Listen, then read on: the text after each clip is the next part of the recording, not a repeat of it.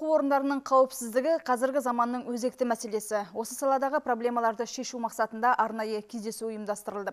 Оған облыстық полиция департаменті бөлімшелерінің басшылары, Солтүстік Қазақстан облысы әкімдігінің мүдделі мемлекеттік органдардың және жеке күзет құрылымдарының өкілдері қатысты. Атамекен ұлттық кәсіпкерлер палатасы филиалының базасында облыстық полиция департаменті бөлімшелерінің басшылары, Солтүстік Қазақстан облысы әкімдігінің мүдделі мемлекеттік органдар және жеке күзет құрылымдарының өкілдерімен кездесті. Кездесу Солтүстік Қазақстан облысы полиция департаменті бастығының бірінші орынбасары полиция полковнигі Қанат Айтбаевтың төрағалығымен өтті.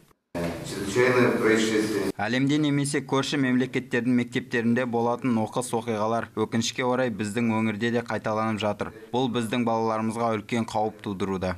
Бүгінгі таңда облыста 572 білім беру нысаны жұмыс істейді. Оның ішінде 466-сы мектеп. Әзірге барлық мекемелерде техникалық қауіпсіздік мәселелері, соның ішінде бейнебақылаумен толық қамту, орталықтандырылған күзет пультіне қосылу және басқа да аспектілер шешілген жоқ. Маңызды мәселе бірқатар нысандарда мамандандырылған күзеттің болмауы.